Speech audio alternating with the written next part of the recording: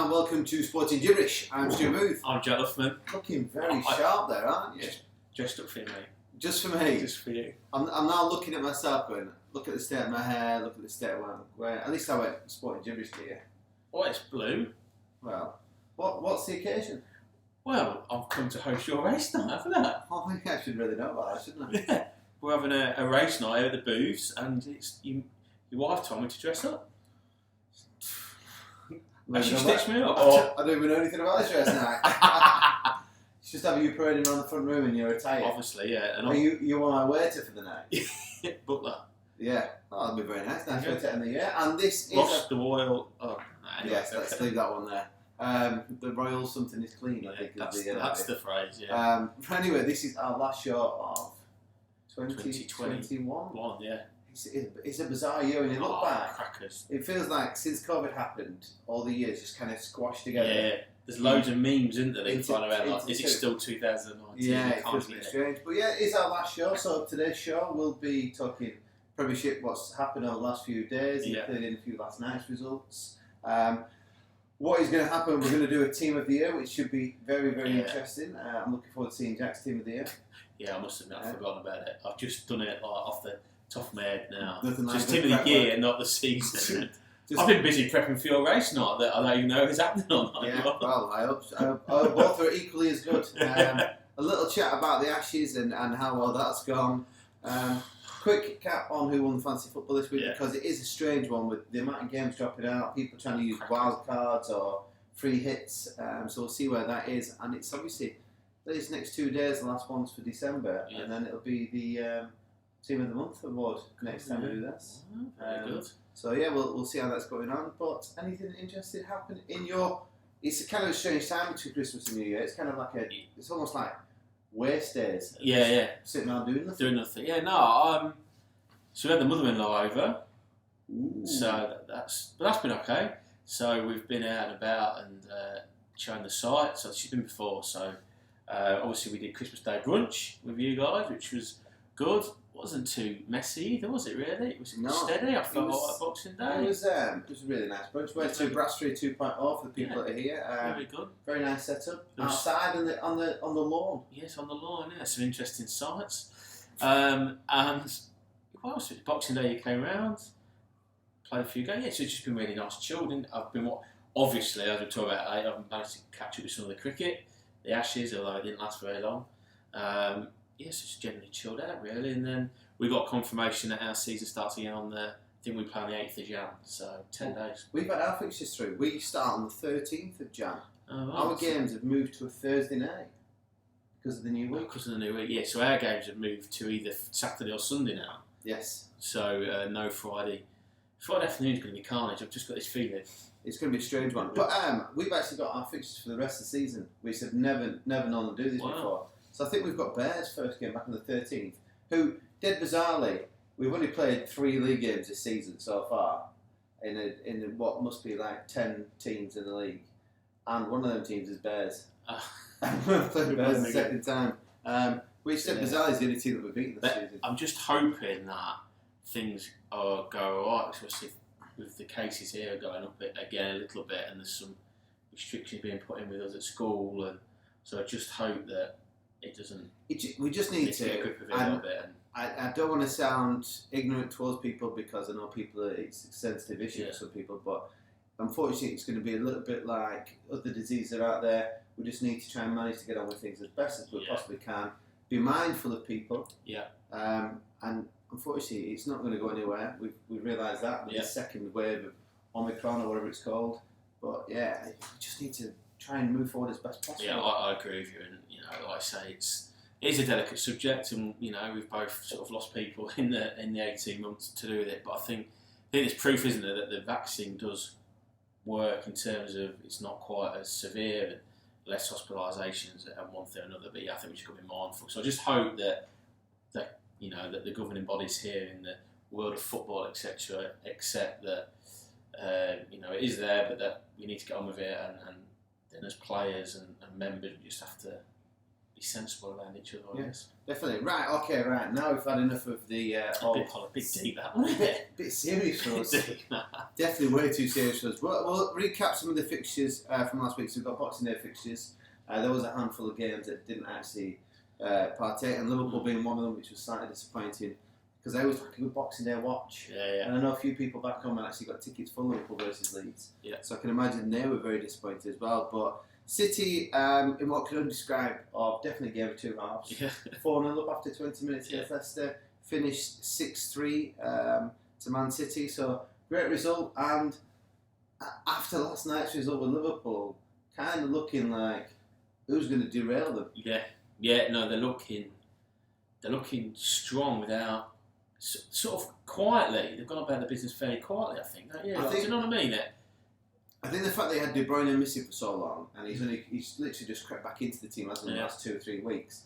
And I know I did say on here a couple of weeks ago that maybe De Bruyne is gone, but maybe I just got a little bit ahead of myself a bit there. Yeah, I think also that perhaps he's got a big enough and good enough squad that if they're not quite at it or they're not quite fully fit or they're just a bit tired, he can rotate them and it doesn't make any difference. No. Whereas you'd probably still argue Chelsea, Liverpool, if you do rotate 1 or 2, it does make a difference still. Yeah. Probably not as big a difference as if it's a side lower down or whatever like that. But they just look strong and they look, like I say, who's going to derail them? They're pulling away, just quietly, just pulling away now, and they're going to take some hauling in, aren't they? Yeah, especially with what's going on lately. But other one, the one that you need to be a little bit worried about is Arsenal. Another team that are, again, slowly picking up points on the quiet. And again, he's got a nice balance of rotation of players there because Emil Smith-Rowe, who I think is a really, really talented young man, keeps coming off the bench for like 10 minutes and still scoring. And they spent Norwich 5-0. And you'd argue, they'd say that the Dean Smith wave of enthusiasm has done and dusted already. And they're just going to get hiding every week. Of course they are, I've said it a few weeks back, as much as I hate to say it, they do look to be creating something, they're playing some good football along the way. Interesting that they played tonight, don't they? So we're recording this Wednesday, and he's got COVID again, hasn't he? Arteta. Yes. So he was the first Premier League manager to contract it 18 months or so ago.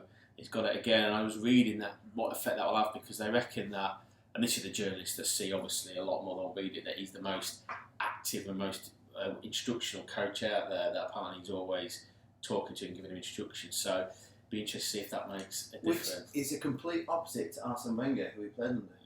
Arsene Wenger would quite often just sit back and almost enjoy watching the game. But Pep's very much like that, isn't he? Yeah. At stages, but I think obviously Arteta feels he has to be there 95 minutes because they're young, aren't they? He's new to it. Yeah, of course he is, So, but they're going a lot. I mean, Spurs have got. Look at the next game. Spurs got a good win at home to Palace.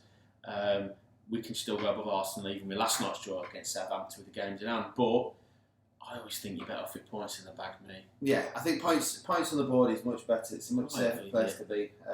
But yeah, good result for Spurs 3-0 at Palace. Palace were again on a bit of a run at that point. Yeah. And, a good result. Spurs look like they're picking up. Yeah. Let's talk about last night's game. Yeah, but I just think that I think from Spurs they are definitely picking up from where we were. They're playing that Conte mould. You only have to look at the sort of the Twitter accounts that I follow. That there's the momentum going. You can hear the stadium when you're watching. They're playing a little bit more. I wouldn't say the Spursy way. I don't really like to see that, but they're certainly playing exciting football on the counter. He, for all he's rotating a little bit, but he's sticking with his spine. So he even played Luis in the quarter-final of the Carabao Cup now. The other night he's playing Dyer. He left Davison playing against Palace to the rest of them. He's basically played the same goalkeeper, the same 3 centre halves, and Kane every game. Yeah. And then he's rotating a little bit in and around and enforced and not enforced, but we're getting there. Harry Winksor well. Yeah, he played. He rested against Palace. He missed the Palace game, but played last night. Yeah, see, what I think he's got, and I've always said this, he just obviously went, for whatever reason, just had a real down under Mourinho. That what he's got above Skip and Højbjerg for me is that he can pass the ball forward and incisive. The other two, get around the park, do great things off the ball. Even with the ball, they can break up play, they can move it on. But when they come to that killer pass, it's just not there. Like Højbjerg's just too telegraphed, and Skip's a young player, still finding his way. But what Winks can do. He has got that pass, and he set up the penalty last night. He set up the goal that wasn't given that should have stayed, and he was the one who looked most likely to break him down. When obviously Southampton put 15 men behind the ball as you would do, and, we sort of spluttered away. But I think the thing with that is that you can't win every game. That actually, the one that or where we were before Conte, 7 unbeaten now in the league, you'd have taken that. Well, it's the first manager, hasn't it, that's done that ever for Spurs, in the Premier League. We're back in the mix for the top 4. Yes, it's disappointing that you would think, 1-1 at Southampton away, they're not brilliant. Although they've only lost once home this season. Yeah, they're strong outfits. Yeah, down to 10 men, blah, blah, blah. And you look in the end when Brozier I thought that's a little bit. You need to talk about, under Nuno, that would have deflected in. Yeah. Because that was very similar to the game we lost in the Europa Conference towards the end. Very similar, and Sanchez just dives in, and that on that occasion it deflected over the keeper and in. So you need a bit of luck, don't you, in sport? But we look more like we're going to challenge for that top 4. There's no question about that now. And yes, it would have been nice to have won. The 2 refereeing decisions were a joke. Yeah, I had a look, so I've had a little bit more of an in-depth look. So they're saying between the line of the attacker and the line defender, if there is a minute gap between them 2 lines, they don't touch. So almost a gap like that's considered offside. But my issue is that they're taking that first line off his shoulder, off his sleeve of his arm. It's not underneath his. No, they've gone from the sleeve of his arm, which you don't score that part. And if that does hit you there's a good chance you're going to get disallowed. So I think that they've got that slightly out, and it's such a shame because it was a great ball by Winks.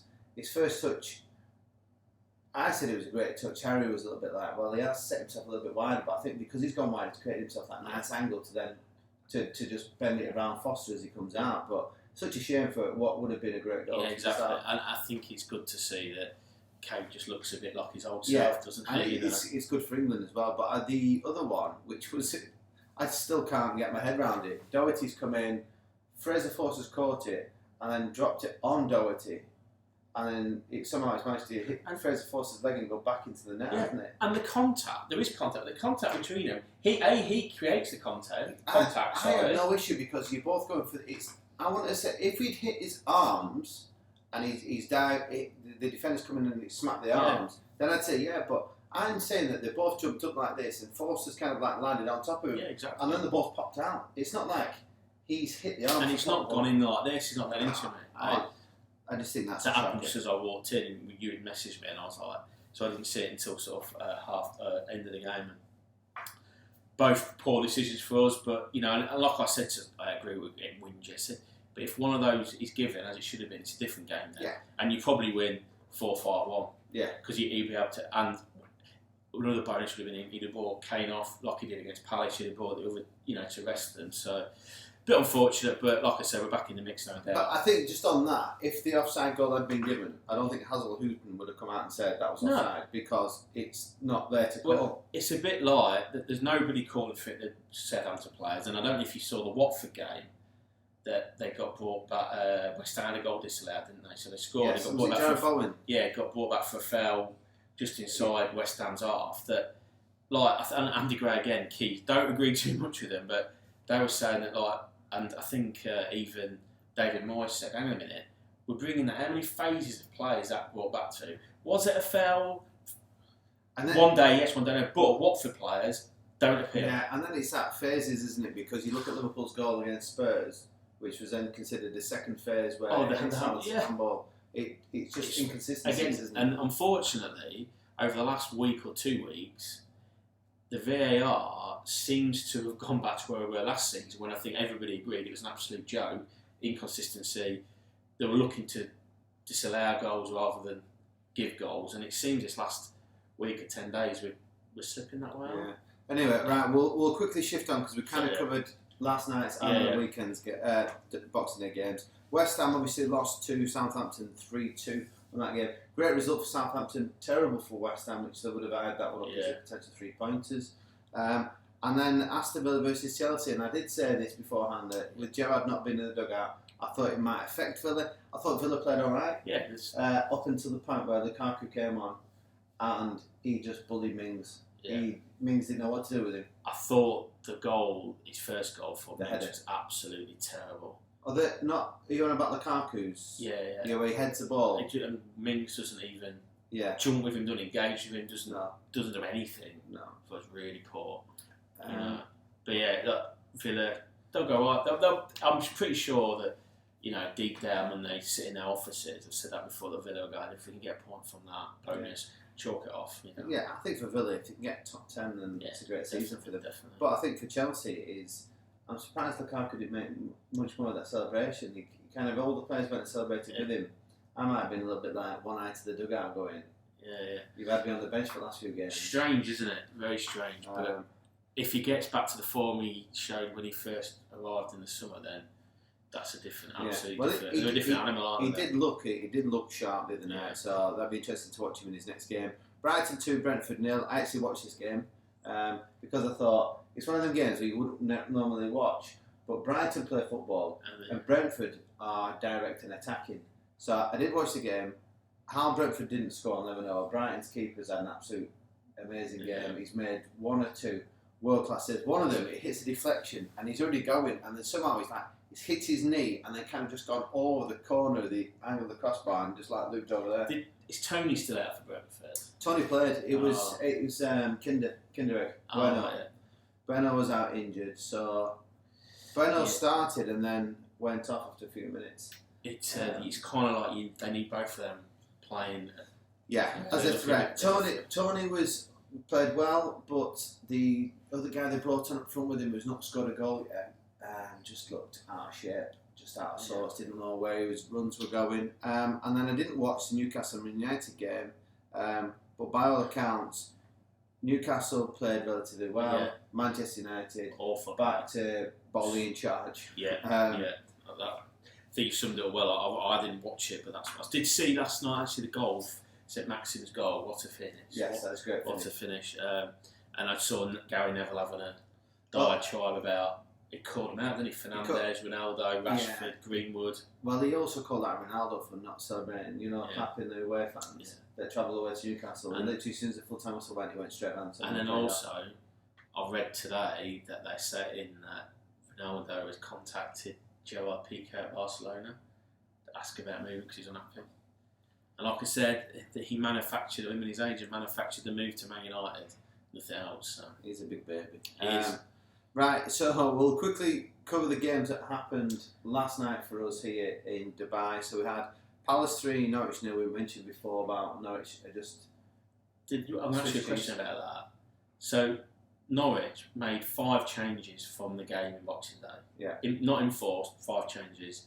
I know they lost 5-0. But let's face it, they're against a side in the top 4 playing well.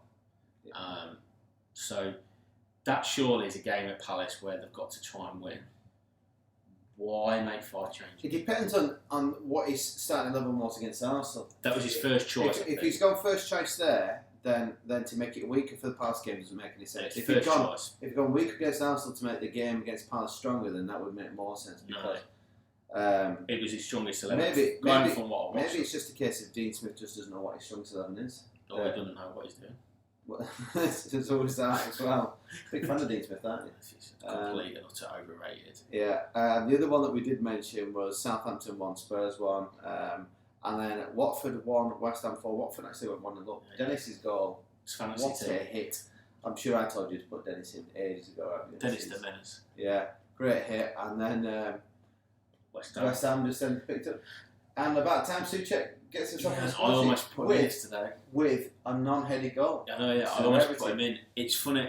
There's a few players out there very quickly that I wonder whether anybody will come calling for in the window out of that. I think we've talked about Conor Gallagher in the past. I know he's a Chelsea player. What happens with him? What about Ward-Prowse? Because I think he's a really good player. His dead balls are worth weight in gold. I don't think Southampton let him go. I think he's Southampton through and through, so I think he'll stay where he is. And Bowen at West Ham. Liverpool are sniffing over the last 2 seasons. Liverpool have been sniffing after Bowen. I think Bowen would be a replacement or a backup where you're looking at Mane. I think that you could bring Bowen in. I think your future attack for Liverpool is if Bowen continues to progress. And I know people will be sitting there going, really? And I'm like, but then people also said this about Jota and he moved. I think Bowen's got a lot of potential there, and he's only 24, 25. Yeah, he's relatively on the younger side. I'd go St. Maximin. I've said you this said before. before, yeah. St. Maximin for me is a like-for-like replacement for Manu. And I would argue that you might disagree. I would say he might be a better player than Mane. I don't think he's a better player at the moment. I don't think he's a finished article. I think that playing in such a weak Newcastle team, he stands out more. He's their only player that can go and do something. So you're comparing Mane in a team where Jota's on fire, Salah's just been absolutely blistering this year. So Mane, I know he's not scored in 8 or 9. Yeah, no. It's a kind of then he does go, oh, Mane doesn't. But then what he does off the ball is phenomenal. Yeah, he does. I'm not. I shouldn't really. I just think he's a really good player, and I've always been Mane a little bit. I don't think he's as good as Salah. I don't think he's as good as Jota. I never have done. I just think he's. I'm not saying he's a bad player. Of course he's not. But like I say, St. Maximin, interesting because if Newcastle are building for going down and coming back up again, which I think they are, on the test their resolve, go buy them at St. Maximin because then all of a sudden they've got a bigger pot of money to then go and buy X, Y, and Z. Yeah. I see they've been linked with your man today. He said, Gini Wijnaldum. Have they? Well, we did mention that, didn't we? That he's not getting any much game time. So 2 league starts. I think there's players out there that if you back clever and just got a few key signs on loan, and you go for experienced players in the Premiership, you could get enough players there to keep yourself up.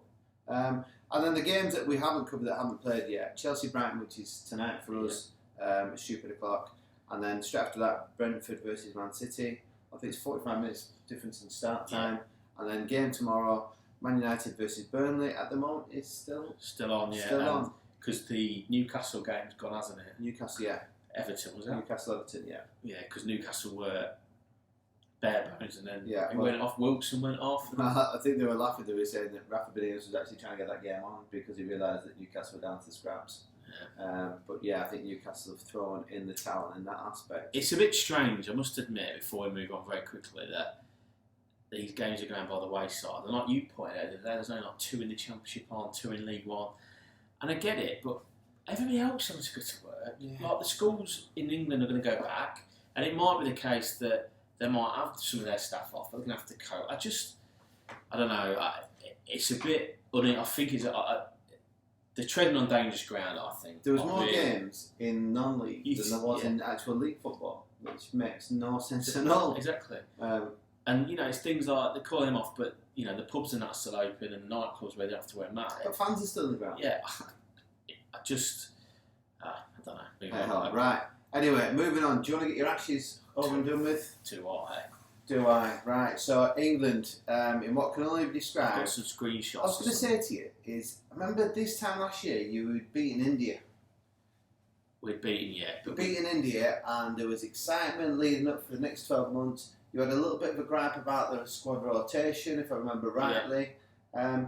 But all in all, you were sat thinking, this isn't a bad England team. They should do all right in the Ashes. Where's it all gone wrong? They've just not progressed.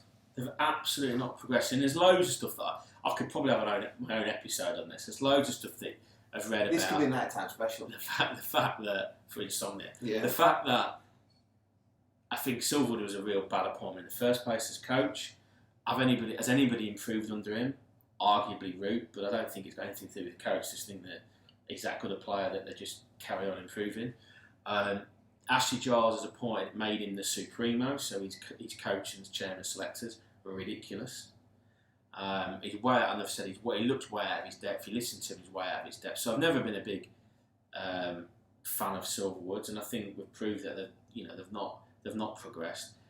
I know that COVID times have all these bubbles and all things like that, so there's an argument to say that he needs rotation. When they have rotated, they've not been able to leave the bubble.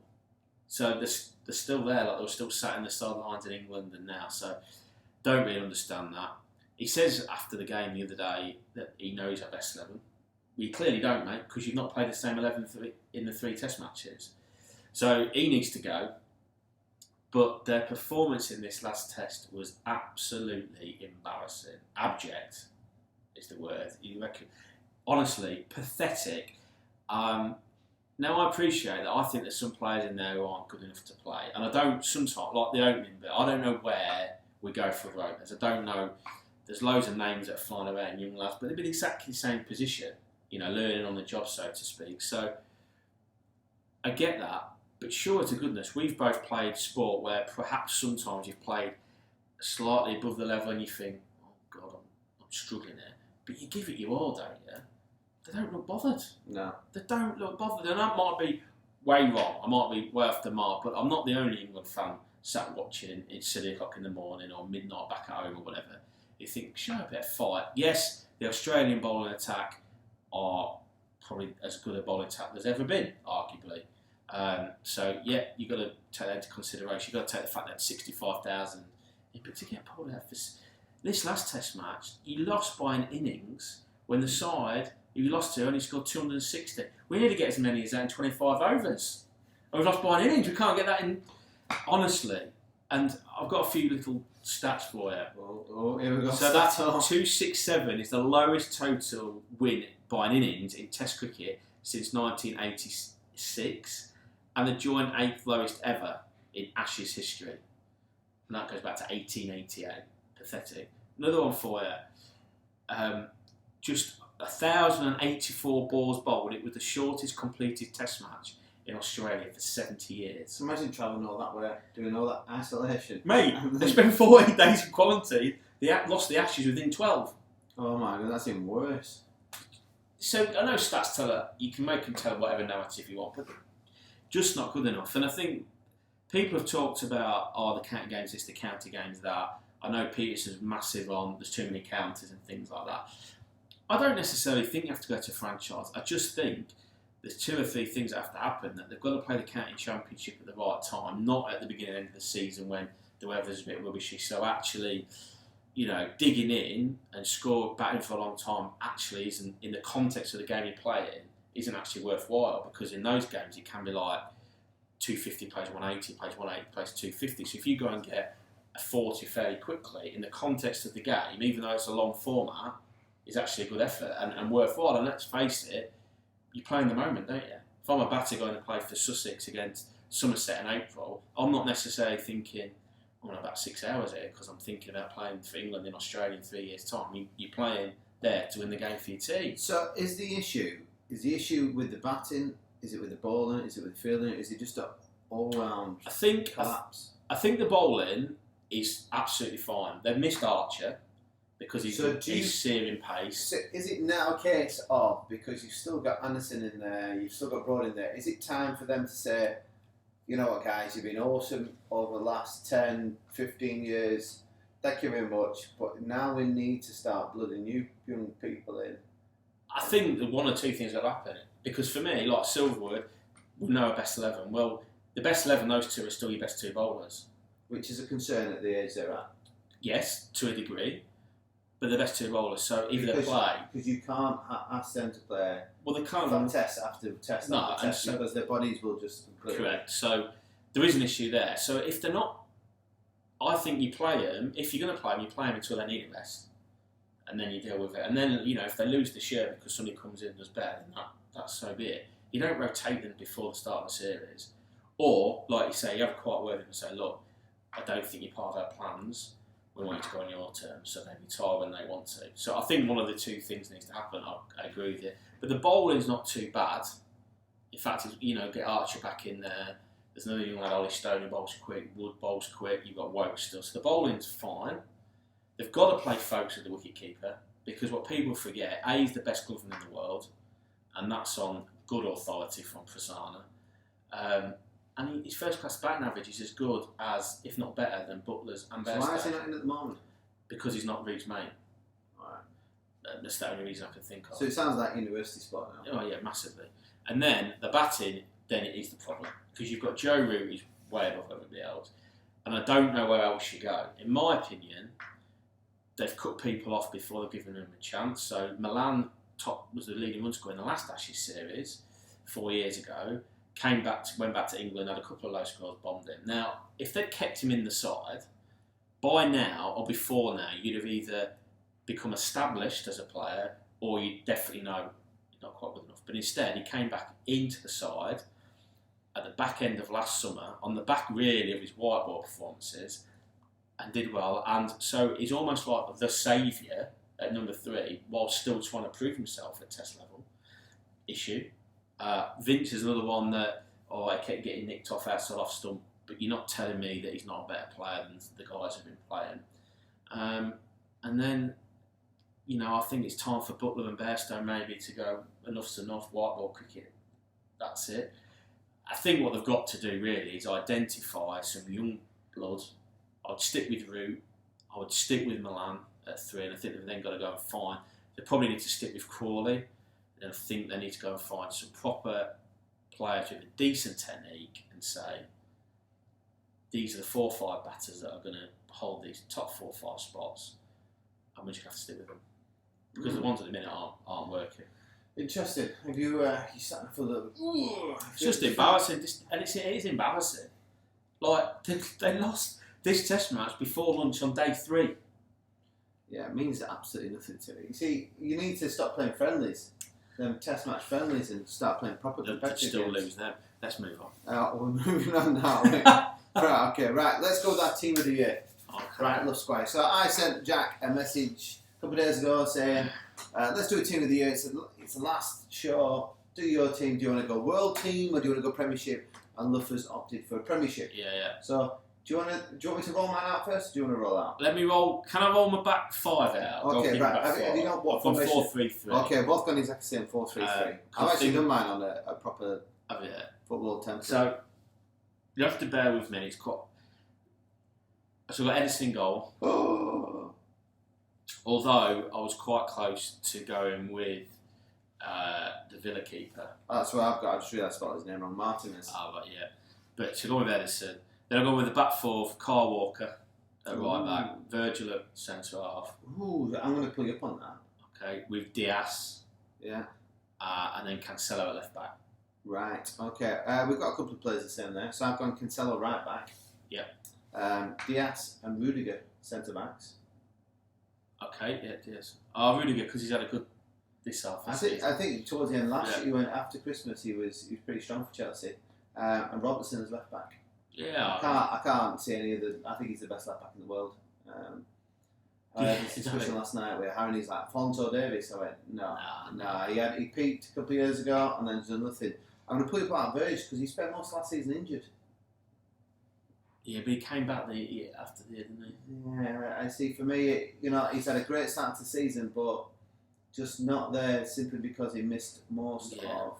That's probably a fair shout. That's doing it last minute. It's probably a fair shout. Yeah. Your midfield 3? So I've gone with, and it's again, I've gone with Tillemans at Leicester. To be fair, he did have a good year last year, and I know so. It's strange putting him on the benches today. Yeah, I know it's difficult, isn't it, this season because I've been rested enough to. But I think he did.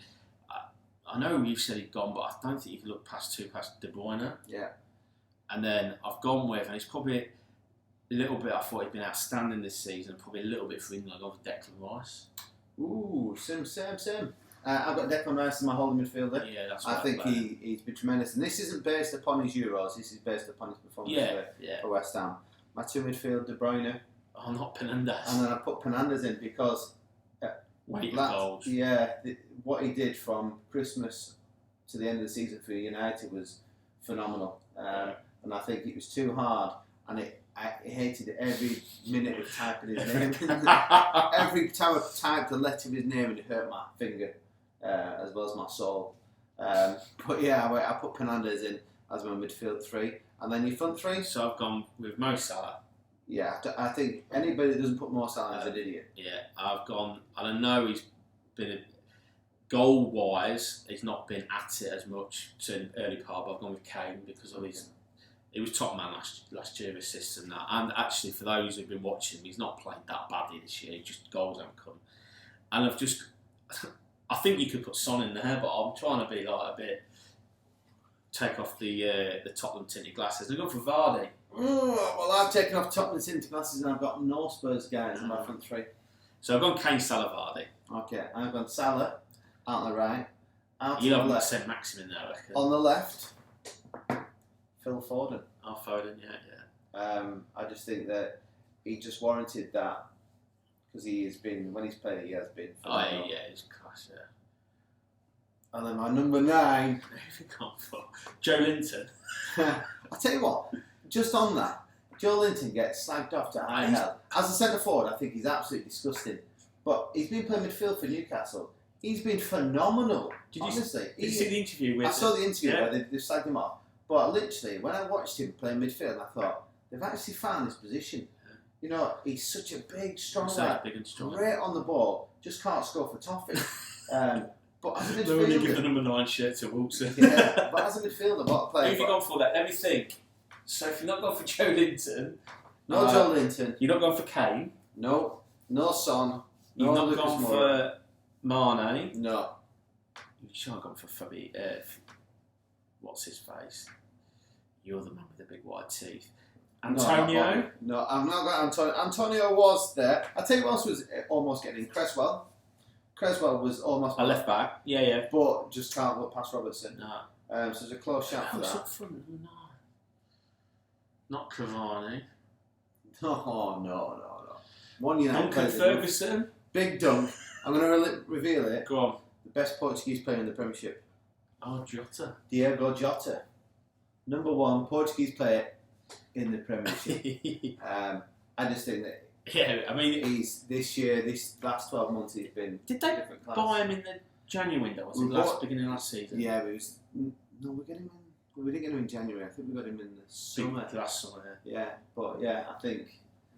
Like you said, it's tricky over the course of a year. Yeah, we're going 12 months rather than a season. So, yeah, what we'll do is we'll publish them pictures. Yeah, I'll send you it, yeah. Mine's so pretty. Yeah, but I've got your numbers are all long, though. Doesn't matter about numbers. Have you read Sir Clive Woodward's book? Yeah. Have you seen what he does in the first team? Yeah. He makes them all wear different numbers to confuse the opposition. It doesn't matter about the number. It's about the badge on the front and the player on the shirt. Why don't they do that in rugby? I just think it's a weird tradition. They're weirdos, aren't they? Yeah, but they're strange egg chasing folk anyway, aren't they? But right, so we'll pop that on. Right, fancy football. The winner on Boxing Day. I sent you this through, didn't I? Yeah. I did. No, you can't find it, can you? Yeah, I can. I can. He has no idea. I can find it. It is. It was our Wolves fan. It was. Daryl Sims. That's him. Simo, yeah. Daryl, congratulations, you are the winner. Get in contact and we'll get that voucher over to you. Are we doing a top 5 things next week of 2021? We can do. What we're looking at there, yeah, we do it next week. Yeah, we can do. We had it on. My rant about the Ashes went on a bit too far. So we're going to look at, can't remember what particular order, but sports, person of the year, moment of the year. Yeah, we can do, yeah. Whatever. We'll had 4 or 5 things, won't we? Yeah, we'll get people involved, see what they think. Yeah. But anyway, Jack, I think it's about time that you served me some grapes while I lie in the settee. I'm going to do my tic-tac-toe because at the end of the day, Stu. What do we know?